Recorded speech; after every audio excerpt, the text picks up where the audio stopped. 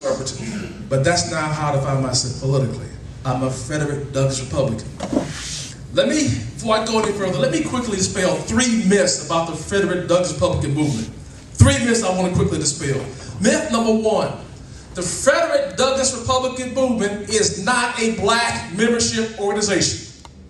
It is not. To become a Frederick Douglass Republican is not based on your ethnicity or your skin color. It's based on your adherence to those 4 life-empowering values. It's not about color, it's about values. So anybody can become a Frederick Douglass Republican.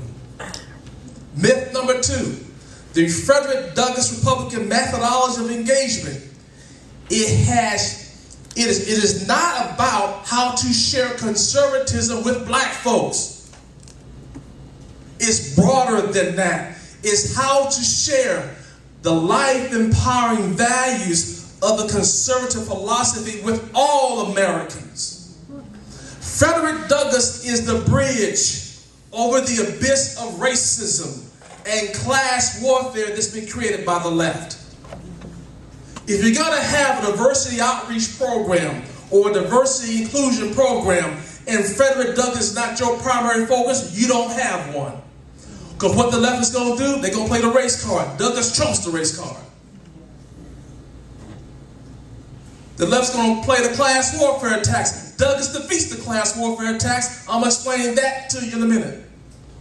Those 5 major voting blocks that we did poorly in, blacks, Latinos, women, young people on the conservative base, Douglass resonates with all 5 of them. Black Americans, Frederick Douglass is the grandfather of the civil rights movement. Dr. King is the father of the civil rights movement. He got many of his ideas and strategies from the writings of Frederick Douglass. How does Douglass resonate with Latinos? He resonated with Latinos in terms of immigration. Back in 1868, the 1800s, the Chinese were being brought here to work on the railroad. They asked Douglass to comment on Chinese immigration. In a speech he gave called Our Composite Nationality, Douglass said, for humanity reasons, let them come. This is the best country in the history of the world. Let them come so they can improve their quality of life for their families and discover their God-given gifts and talents. But Douglass said in that same speech, Douglass said there's a process. You don't have to write this down, it's just in the book. Douglass said, number 1, Douglass said they must bow, quote, bow to the same law. Bow is a form of respect. Respect the rule of law. Douglass said, number 2, they must speak the same language. Learn to speak English. Douglass believed in assimilation. Douglass said, number 3, they must understand the duties of citizenship in this country. The first duty of citizenship is to obey the law and to study and value the significance of our Constitution. Douglass said we must mold them into Americans. How does Douglass resonate with women? The first ever women's rights convention was held in Seneca Falls, New York, back in 1848. Susan B. Anthony was there. Elizabeth Cady Stanton was at that meeting. Sojourner Truth was there. 200 women were there. 32 men were also there. Only 1 man was invited to speak. Frederick Douglass. He was affectionately referred to as a women's rights man. Because don't forget now, the women involved in the women's suffrage movement also worked with Douglass in the anti-slavery movement. So they had this kinship already. How does Douglass resonate with young people? For the first 20 years of his life, Douglass was a slave. See, Frederick Douglass was born below poverty. Frederick Douglass was born below poverty. Herman Cain, Dr. Ben Carson, they were born into poverty. But when you're born into slavery, you're born below poverty because you don't even own your own body. I love Raphael Cruz, Senator Cruz's father. It's about how he came here with 0. I saw him in Birmingham this weekend. I said, yeah, that's an amazing story. I want to share somebody with you. Douglas was started below zero. Douglas was born below poverty. Never owned a pair of shoes until he was 8 years old. Never slept in bed until the age of 10. Douglas was homeschooled, self-taught. He started his own homeschooling program to learn how to read and write. Because you know it's against the law to teach blacks how to read and write. Douglas realized as a young boy, I better learn how to read and write. Because my key to freedom is through being educated. Why, even on a plantation as a teenager, he started a tutorial program to teach other blacks how to read and write, to prepare them for what? To prepare them for liberty when they eventually ran away, would run away. He escaped from slavery in 1838. He escaped from slavery in 1838 at the age of 20. He escaped from slavery in 1830. What did he escape from? He escaped from slave master run healthcare.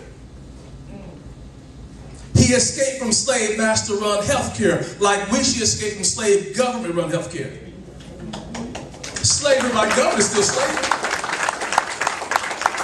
The slave master provided for his food, his clothing, gave him shelter, gave him food. Douglas was getting that free ticket. Cell phone.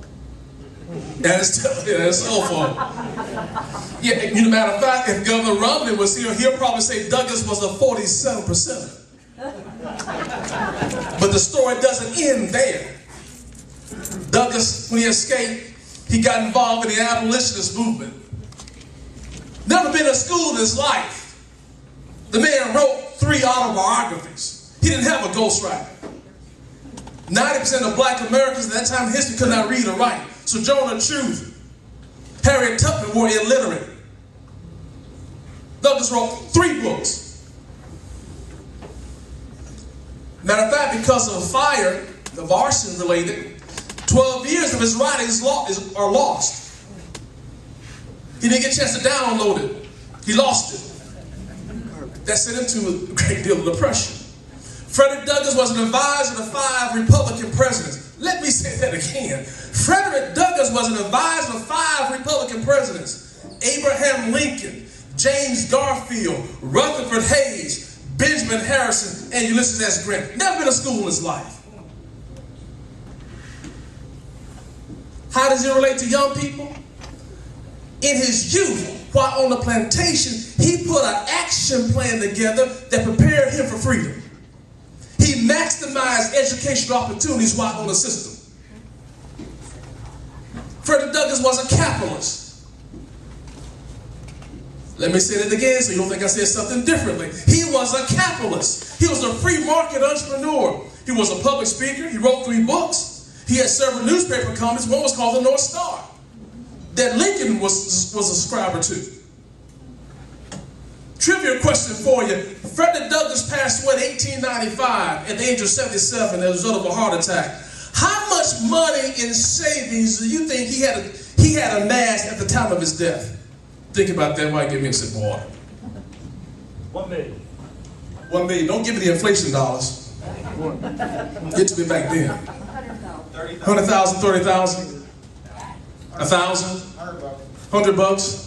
Frederick Douglass had $300,000 in savings. $300,000 back then is over $10 million today. Here's the point. Douglass was a 47%er who became a 1%er. He didn't wait for the nanny state to take care of him. He discovered his God-given gifts and his God-given talents, and he took his obsession and made it a profession. The way we show how conservatism works and the aspect of conservatism, how it improves the quality of life, is through Frederick Douglass. You know why it works through Frederick Douglass? Because nobody today can out-victimize him. The left don't like this story. Why do you think there's never been a movie on Douglass? Never been a movie on Douglass. Those socialists in Hollywood not to do a movie on Douglass because Douglass' writings refutes their lies and propaganda. Let me say this, and don't leave when I say this. Don't leave the room, I'm going to come back and explain it. If we want to defend liberty and the Constitution, we must must incorporate Douglas into our message. We must do it. The political insight of Frederick Douglass is more important than the political insights of the founding fathers. You think about that for a minute. The political insight of Frederick Douglass is more important than the political insights of the founding fathers. Here's why I say that. The founding fathers gave us two magnificent documents: the Declaration of Independence and the Constitution. Right? Some of the founding fathers owned slaves. Upon the ratification of the Constitution, that's not when they freed the slaves. They waited till after they died to free their slaves. So therefore, their view of liberty is somewhat tainted. Frederick Douglass did not own any slaves. He was a slave. But in his writings and his speeches, he affirms the founding fathers and he affirms the Constitution. And the left can't tackle that.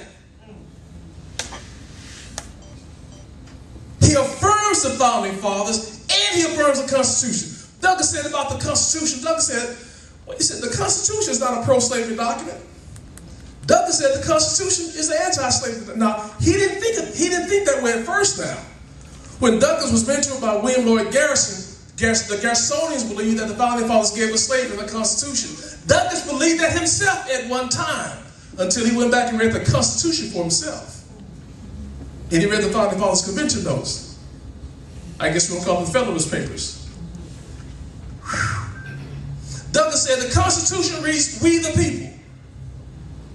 It does not say "we the white people." Douglass went on by saying, if black folks are people, then they are to be included as benefactors of the Constitution. Douglass went on to say the problem is not with the Constitution. The problem is in the application of the Constitution. Yes. Like the Dred Scott decision. When a Democrat-dominated Supreme Court gave us the Dred Scott decision that blacks are not protected by the Constitution because they're property.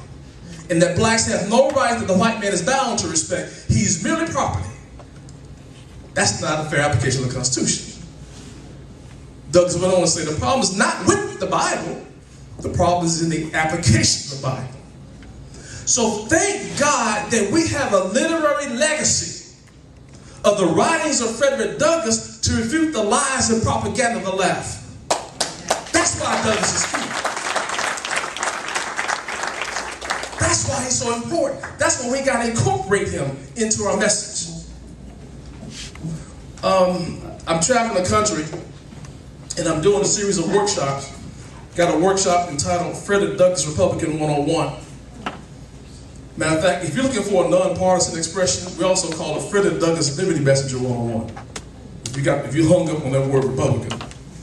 It's Frederick Douglass Republican 101, and I use that interchangeably with Frederick Douglass Liberty Messenger 101. Now, I must tell you, the Frederick Douglass Republican phrase, God gave me that phrase. I'm going to explain what I mean by that in a minute, why it's so powerful. The Frederick Douglass Liberty Messenger phrase, I came up with that to help some of these 501c3s out. But God gave me Frederick Douglass Republican. Okay? But here's what you got to understand. We're losing the propaganda battle. I mentioned I don't use the word conservative. The word conservative, the phrase Tea Party, the phrase Republican Party, even the word Constitution, those words they have a negative connotation because we're losing the propaganda battle, and those words, they mean racist. If you call yourself a black conservative, a Christian conservative, a Reagan conservative, you might as well call yourself a black racist, a Reagan racist, a Christian racist. We're losing the propaganda battle. The left is taking our words and they're demonizing it and making us look like we're demons. And that's what they want to do. Because when you don't have truth on your side, you got to attack. You have to attack every day. They attack us every day. We have not, Republicans, conservatives, we have not had, let me say this, as a Frederick Douglass Republican, we are anti-establishment, anti-status quo Republican Party. I forgot to say that, but it's important for me to say that. We are anti-establishment, anti-status quo Republican Party. Republican Party today does not resemble the party of Frederick Douglass. Not at all. And you waiting for the RNC cavalry to come, the cavalry ain't coming. They ain't coming. The RNC lacks the ability to fix itself. I met with them.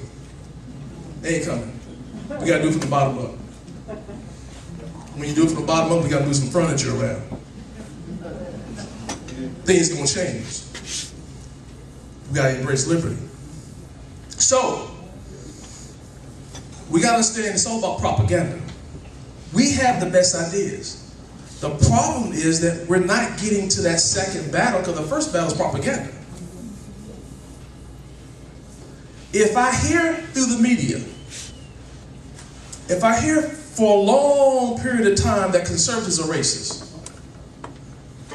that black conservatives are sellouts, and you do nothing to counter that, but that's all I hear, and now you're going to come trying to engage me, why the heck am I going to listen to a racist? Why am I listening to somebody I perceive to be an Uncle Tom? I don't care about the truth that you tell me or the evidence you provide. You're a racist. We got to win that propaganda battle. Douglas, how you do it. Remember I said Douglas defeats the class warfare attacks? He was a 1%er. Nobody did more for the poor than Frederick Douglass. You see where I'm going with this thing? This whole thing about saving this nation. Thank God for giving us Frederick Douglass for this time in history. I was on some show, I think it was a radio show one time. It wasn't your show, Willie. Good. Somebody called in, very jealous. I can tell it was a left-wing minded person. Why are conservatives using Frederick Douglass to show they're not racist? Why do you got to go back 150 years? I said, well, ma'am, Christians can go back over 2,000 years to read the writings of the Apostle Paul to get some spiritual inspiration. Why we can't go back 150 years to read the writings of Douglas to get some political inspiration? Hello, caller, are you there? Hello?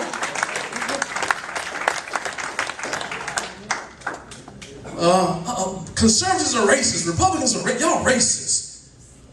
Man, racism has no political face. You got racism in the Democrat Party. You talking about the white folks and them are racist, never been? But they want to paint the picture. If you're a white liberal, black liberal, or aligned with the Democrat Party, you can't be a racist. You've never been a racist. You're pure, pristine. You can't sin. But if you're a conservative, or you're aligned with the Tea Party or 9/12 group, you're demonic. You have no redemptive quality in your life. That's the picture they're painting. Because why? They don't have truth on their side. When you have truth on your side, you must attack. Revelations 12:10. Satan sits at the throne of God all day long and all night long. He does it all the time. He is the accuser of the brethren. It's a demonic technique.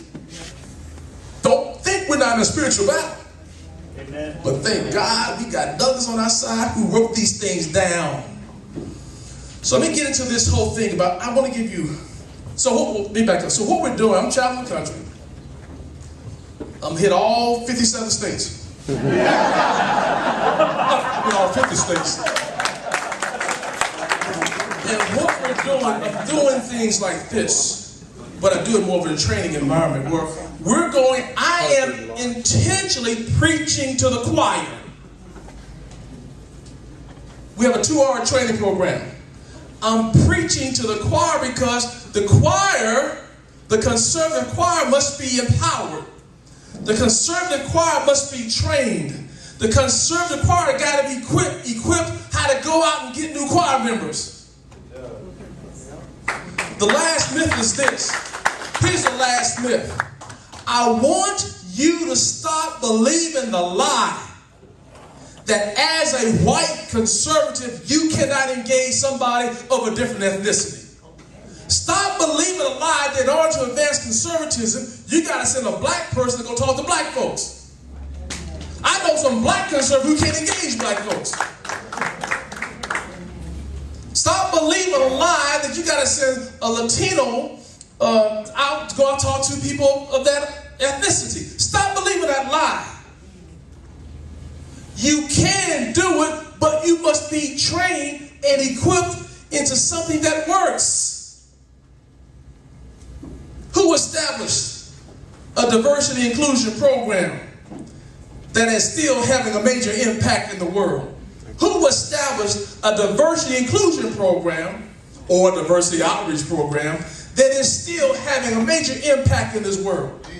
It was Jehovah God when he commissioned Paul to take the gospel to the Gentiles. Paul was a Jew by ethnicity. He was commissioned to take the gospel to people of different races, the Gentiles. The conservative movement is predominantly made of white Americans. And what are we trying to do? We're trying to share the life-empowering message of a conservative philosophy to people of different ethnicities. Paul had to be trained how to do it. One of his trainers was Gamaliel. You had to be trained how to do it. I had to be trained how to do it. I didn't get this thing right. I had to be trained. Now that I've been trained, I can train you. And then you know who trained me? Jehovah God trained me. I talk about that in the book. He trained me. He gave me this message. I'm not making this stuff up. This thing is bulletproof. This message, the Frederick Douglass Republican methodology of engagement, has been barbershop tested in the black community. Let me tell you what happened. When God gave me this message, and he perfected his message in me, the first person I tried it on was my younger brother of 5 years. Preacher, a black pastor for the past 28 years. Voted for Obama the first time. And I sat him down for about 6 months. I said, I want you to read this on Douglas, read that on Douglas, read this on Douglas, read this on Douglas. Here's how you respond to the challenges. You know, this is how you respond to these things. You got to know how to take the challenge and turn it around. So one morning we got in the car. We live in Birmingham, in the Birmingham metro area. I said, come go to Atlanta with me. And he and I put on a t-shirt. I have a t-shirt that we produced, has 3 big bold letters on it. It has FDR, it's not who you think, Frederick Douglass Republican. So we put that shirt on. So we're driving Atlanta. Drove in the neighborhood that I'd never been in. Pulled up from a barber shop that, of course, I'd never been in. He'd never been in either. And I said to him, get out. He said, what? Get out the car and go get your hair cut. I'll be back in 2 hours. He said, what? You got to have faith, brother, that this thing works. I got to put you in the belly of the beast. Now go on and then get your hair cut. I'll be back in 2 hours. Go on, get out. So he gets out the car. I look at my rearview mirror. Remember the Green Mile, Dead Man Walking? Go on, get your hair cut, man. 2 hours. He goes in there, and I come back after 2 hours. He comes down, he gets in the car. He said, man, that thing works. I said, tell me about it. He said, I went in, sat down, 13 black Americans in the barbershop. Sat down, he said, after the first 5 minutes, 2 guys says to him in unison, because they saw this shirt, are you a Republican? He was trained, though. He said, no, I'm a Frederick Douglass Republican. There's a difference between the two. The Republican Party today does not resemble the party of Frederick Douglass. And as a Frederick Douglass Republican and part of this movement, we got to have today's Republican Party recapture its political distinction when it was a defender of the Constitution and it made the plight of the poor and the working poor a legislative priority. Not in terms of entitlements, but to elevate the poor to become employees and entrepreneurs. You don't have to write this down. That takes me to my next point. I'm not here to hawk this book. That's my job. That's your job. But I'm here to share with you what works. Wrote a book entitled Frederick Douglass Republican, the movement to reignite America's passion for liberty. If you're going to have a discussion about saving liberty, you can't leave Douglas out of the equation. He was a slave for 20 years. This is an action handbook for conservatives. It gives you the information you need so you can engage. The first part of the book, I give you my testimony. But then I take those 4 life-empowering values of Douglas, and I give you 5 quotes from Douglas. What did Douglas say about the Constitution? What did he say about belief in the limited government, personal responsibility, and respect for life? I give you 5 quotes. What did Douglas say about the 3/5 clause? It was Douglas who gave clarity to that. Back in 1861, he was in the debate in Glasgow, Scotland. What did Douglas say about immigration?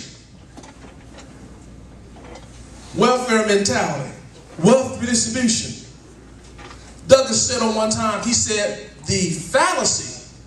slavery is based on the distorted philosophy of taking the fruits of one man's labor and giving it to another so he can remain idle. That sounds like wealth redistribution to me. Thank God we have a literary legacy of the writings of Douglas to refute the propaganda and the lies of the left. This gives you the information you need to engage. The book is selling. I can't keep up with the books. But I found out when people were buying the book, they were not engaging. I said, why are you not engaging, man? You got the book. You got the information. And it dawned on me. They have the information, but they don't have the confidence. So God set me down. I wrote a companion guide to that book. Got in my ear. The companion guide is called, my ear's still ringing. I'll do it again. The companion guide is called The Most Asked Challenges. Let me share with you how God gave me this message. When you study the ministry of Jesus Christ, do you recall how sometimes the scribes and the Pharisees would try to trap the Christ to get him to say something damaging so they could discredit him? They never could do it, but they sure enough tried. They couldn't do it because they didn't realize that the Christ was a subject matter expert. And number 2, he had the gift. He could take their challenge, or the challenge is, he could turn it around and make a teachable moment. The liberal left try to attack us the same way. They try to get us to say something damaging so they can call us a racist, so they can call us a sellout, so they can discredit us. So when we try to engage, we've already been discredited, our message falls on deaf ears. See, the problem is not with the message. The problem is the method of delivering the message. The way we broaden this big tent is not by compromising conservative principles. You don't compromise it. We're not delivering it the right way. Because we're out here delivering a message, but we can't trump the race card. We can't defeat the class warfare attacks. So our message then falls on deaf ears. We got to study. And so God set me down. I studied that whole piece about and the psychological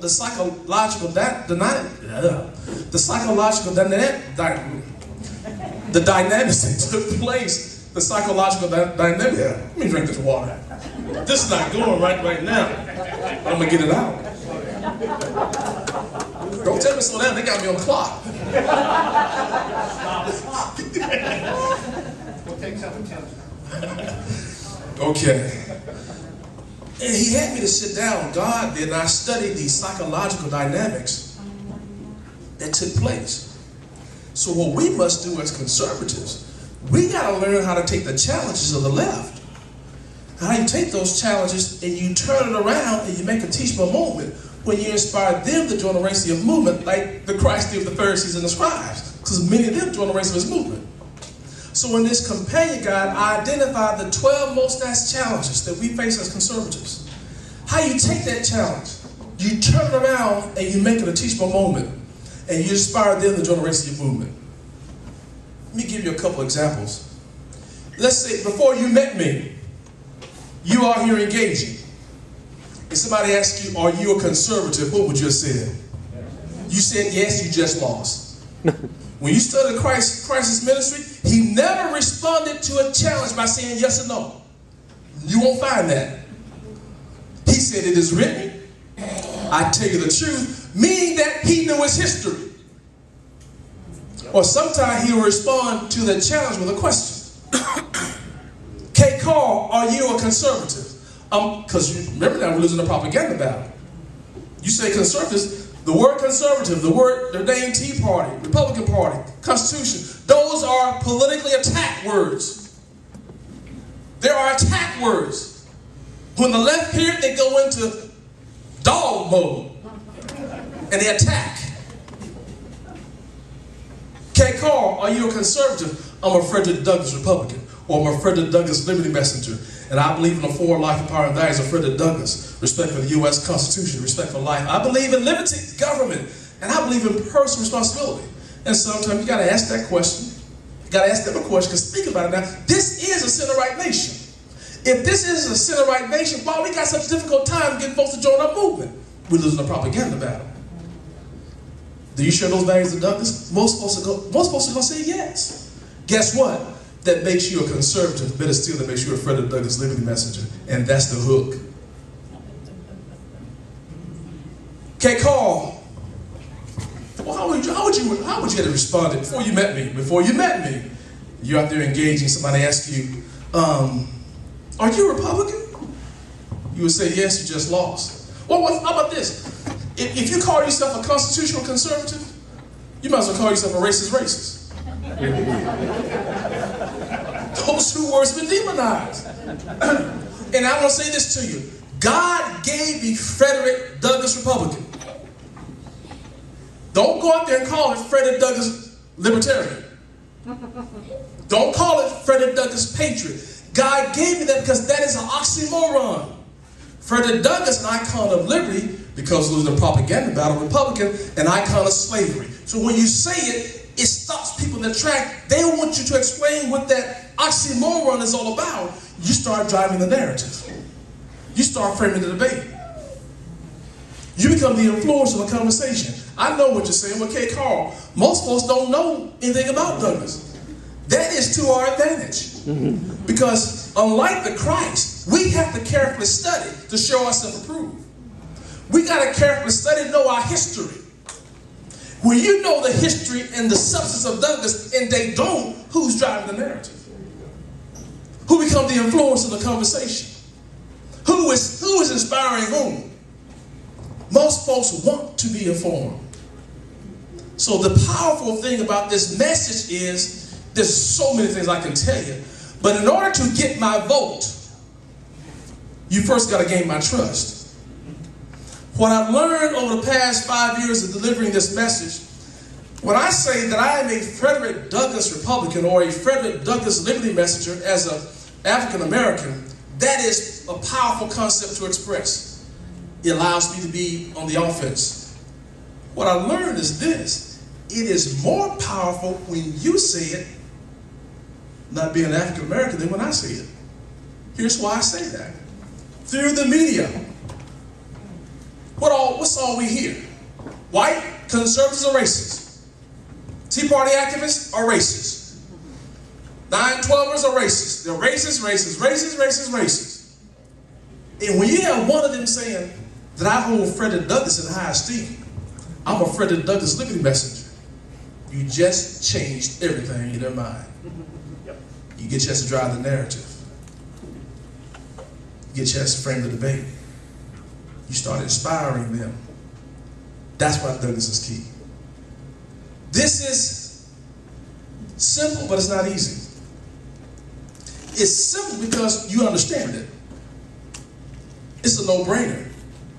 It's not easy because I'm asking you to get out of the conservative closet and step into the arena of political debate, informed and confident.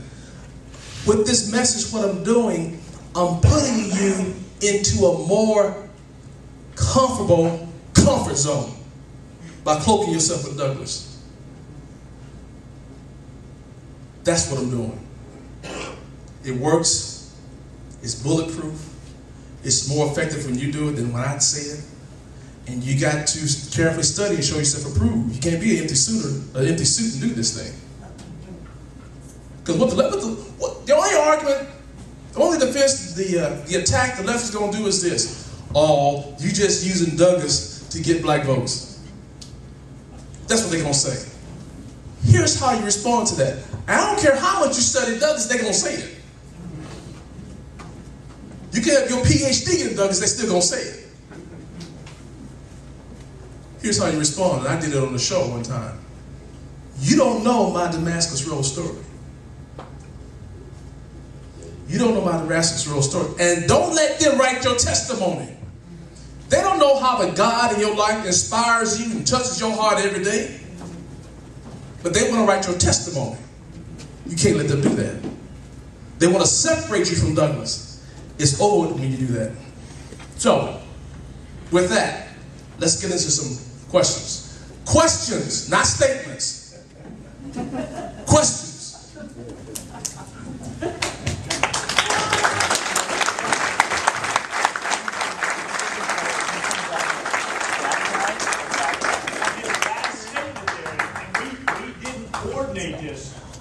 Lord, he sounded a lot like Curtis. No editorializing, just state your question, we'll get to the answer. So, who's first? Yes, sir. Where can you learn? Where can you get trained? I mean, reading the book is fine. Yes, sir. The test is fine, but I mean, it's going to take more than that, like sales training. Yeah, you got to bring me back to Atlanta, to Tampa, and I need to do 2 hours training.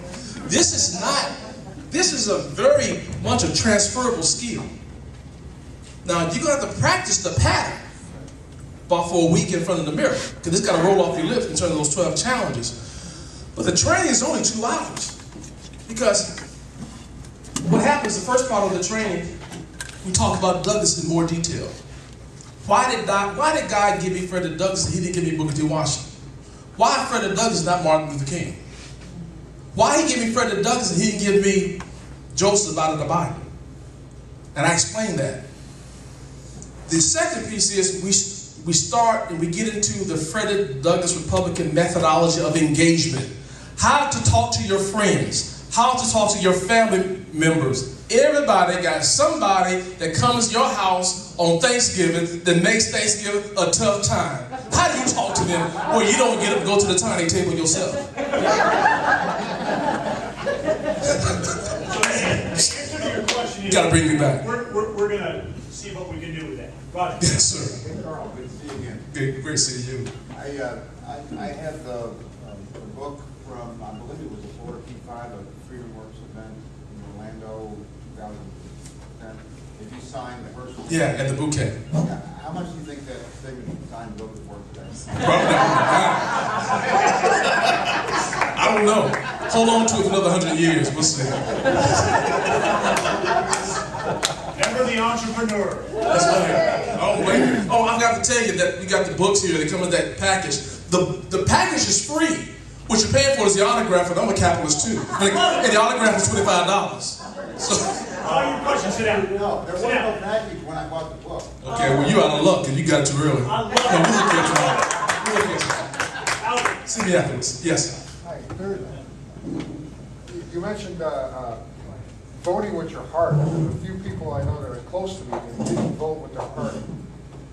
Give me like a bullet point or something that I could get that point across. In the chapter, the question is, I mentioned about voting not with your heart, but voting your values.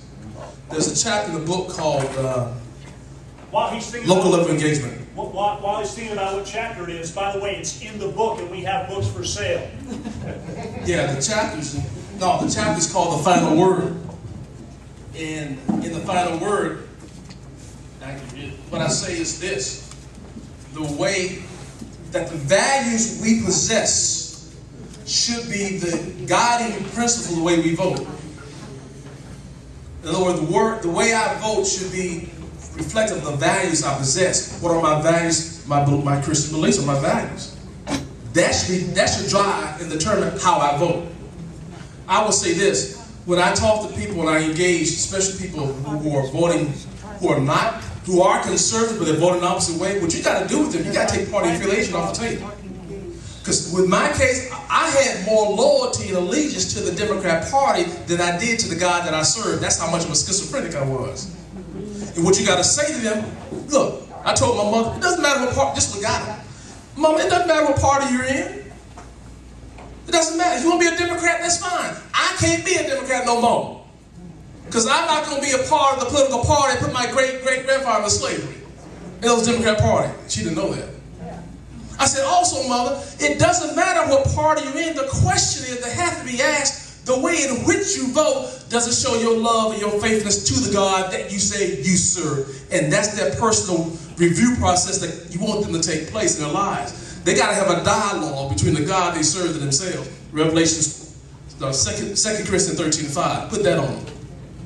Yes, ma'am. Yes. I know that you speak to groups like ours. Yes. But do you speak to groups that are Democrats? Yes. Go to black churches? Like white Democrats? Oh, yeah, yeah. They need to. But white Democrats, black Democrats, it doesn't matter. You're exactly right. But, oh yeah, I want to address this about black preachers. I've always asked, well, Carl, we got to get to the black preachers and get this word out that way. Stop focusing on the black preachers. Think about it now. If I'm a black preacher, and most of my folks in my congregation vote Democrat, and so do I, you want me to come in now and share this with them, I'm going to lose some folks in my congregation. Here's how you deal with that. What we've learned is, in terms of when you get this training, you got to start within your circle of influence. You got to talk to your friends, your family members, and your fellow citizens, and there's a ripple effect because of that. They attend some church. They're going to share this thing will be inspiration to them. They're going to take it to church. And then when the pastor sees that this Frederick Douglass Republican sentiment is growing, that's when they get in front of the group and start leading. See what I'm saying? Quit focusing on the pastors, the preachers. Talk to your friends, your family members, your fellow citizens. You start flipping them. This truth is hard to fight. It's so inspirational, it's so powerful. It's God-given. This is an important thing. We have God who's undermined in this country. So that's very, very important. That basically there's a flaw in the argument. If they don't believe in God at all, If they don't believe in God at all, then this mess is not for them. I mean, if they don't believe in God, it's just not for them. And that's fine. But they may have a moral compass. That's right. If they have a moral compass. In other words, you don't have to be a Christian to accept this thing. Because I'm like Frederick Douglass, we have the right to worship the way that's pleasing to us. But we do share some moral concepts. Douglass was a pluralist. When the Mormons were being attacked back in the 1800s, Douglass said, leave them alone. They have a right to worship the way they want to worship. Douglass said, leave them alone. So what I'm doing is I'm giving you my testimony. And I have a Christian testimony. But that doesn't mean I'm belittling somebody else's belief. But this is my testimony that God has given me. And I have my right to worship. Yes, ma'am. How is the advertising, I guess, if you can get on like BET, because a lot, Yeah. they look at those. Yeah, how do we get this thing on a national level through some of these? I have to be careful about some of these shows because they're ambush. Because they don't want the truth to come out. Right. They don't want it to come out. So, here's what God has taught me. When you study the ministry of the Apostle Paul, he used the synagogue to launch himself into the Gentile community. Well, if he used the synagogue, Paul was preaching to the choir. And the choir went out there and brought in new choir members. He used the synagogue. So what that's telling me, Paul went through familiar surroundings to get the word out. I get on conservative talk show. See, the way we save this nation, we got to grow a nationwide army of Frederick Douglass Liberty messengers, and you got to get out there and do it. That's the answer. Don't call K. Smith to come to Tampa and go to preach to a black church. Because when I leave, you're going to mess it all up because you've been trained. You follow me? You got to know how to keep it going. So, but the easiest mindset people fall to say, "Okay, Carl, I got a black church I want you to talk to." That's not the answer. The answer is becoming disciples ourselves with this message. And this is a ministry for me. That's the answer. Yeah. John Cruz. Why do you feel that in our society today, and as much as educated that blacks are versus the way they were in the 60s when Johnson set out to turn the blacks more towards Democrats, when he signed the Voters Rights Act, the Civil Rights Act, and he set out a goal to capture the black vote back then. Why has it been so many years that educated blacks like you and Willie Lawson and everything, why is it that they don't see this? That it's obvious for us to see it. You see it and everything. They're educated. They have the internet. They have everything. They see the news. Here's the thing. So slow on Here's the thing. And I can only give my testimony on this. I was brainwashed. The leadership of the Democrat Party, they are deceivers and they are liars. And when you don't know the truth, you can't recognize a lie. Let me give you an example. Tonight, you got a homework assignment. Go to the Democrat Party's website. Go to Google, type in DNC. Go to their website tonight. On the home page is an About link. In a subcategory says Our History. When you go to that Our History page, here's the first sentence you're going to see. And you tell me what's wrong with this sentence. Quote, for more than 200 years, we have led the fight for civil rights. Comma, women's rights, comma, workers' rights. Well, hell, 200 years ago was 1813. Slavery was alive and well back then, and the Democrat Party in their platform supported slavery. They weren't championing the civil rights. What are you talking about workers' rights for? Slave or workers, you just want their rights. What they're doing, they're going after the next generation.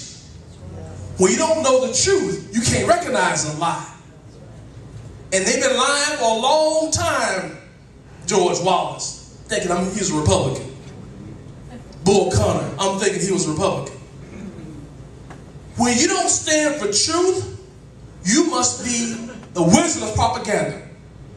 When you don't stand for truth, you must deceive, you must lie. And the same mentality is, if you're doing those things, when it comes to voting, you're going to cheat. They're busted now. And why haven't the RNC come out with a press release calling the Democrats to tell the truth about their history on their website? Yes. They don't have a backbone. And they don't use Douglas. That's the problem. Let me finish my last sentence here. They don't use Douglas. Every day, the left, the Democrat Party, they're attacking us.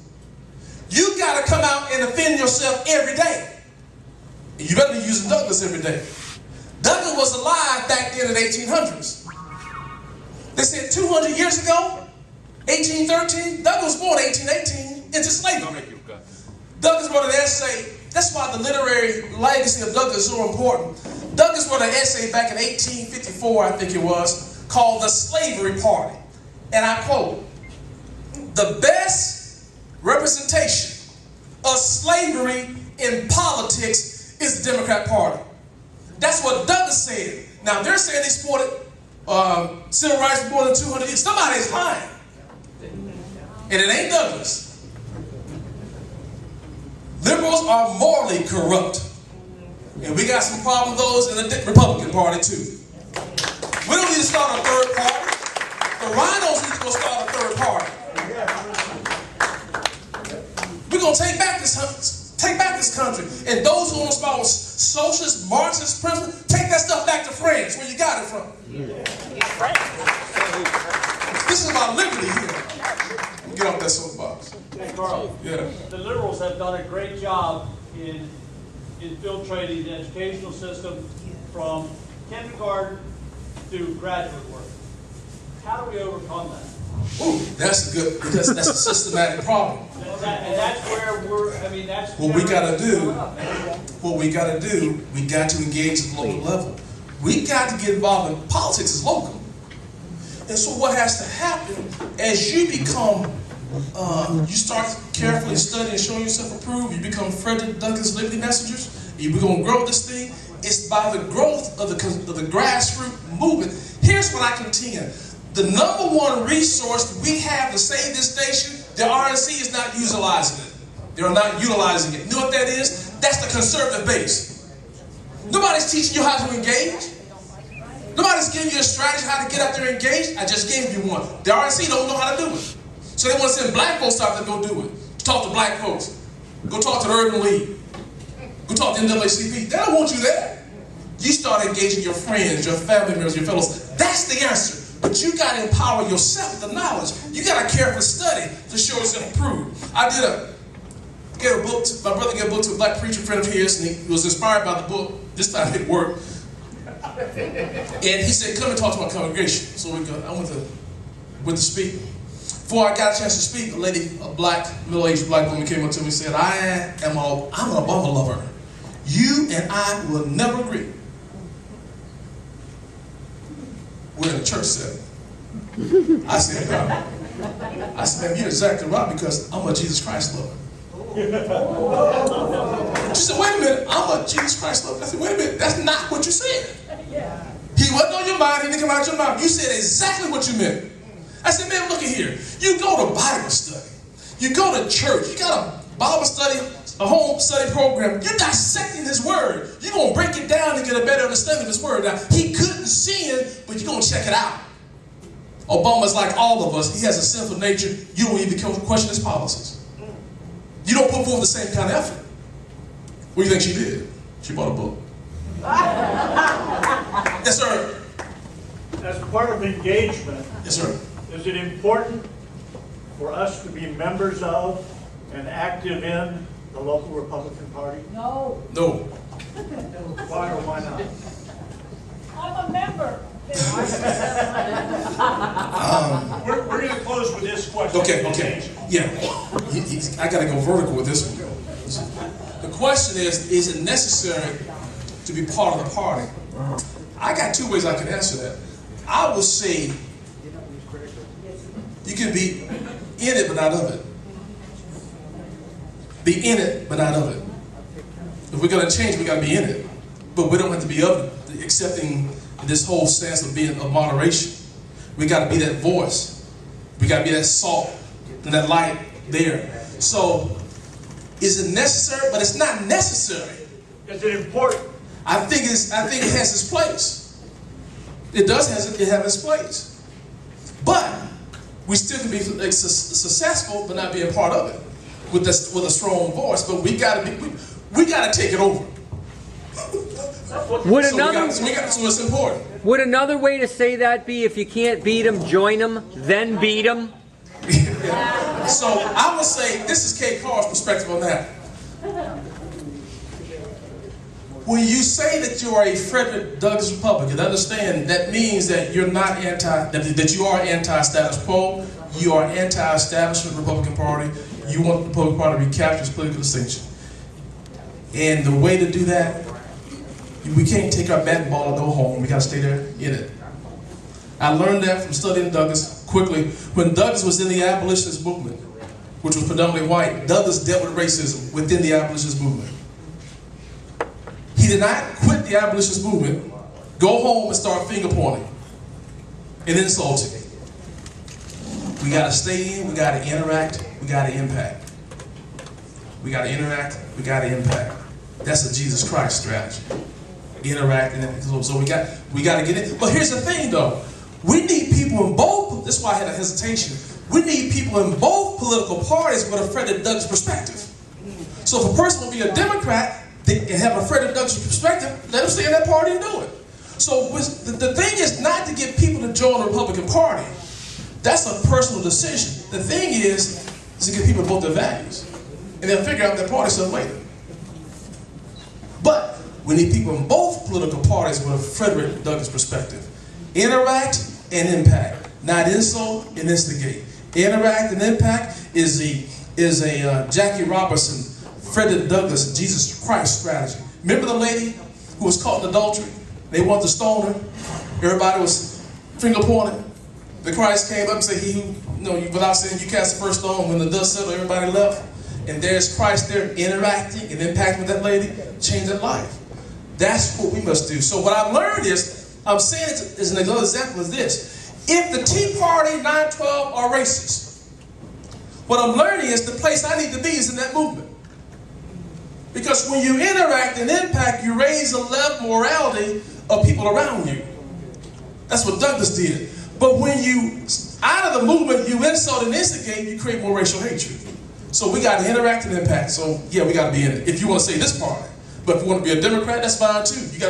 We got to say that party too. Thank you so much. I appreciate it. God bless you.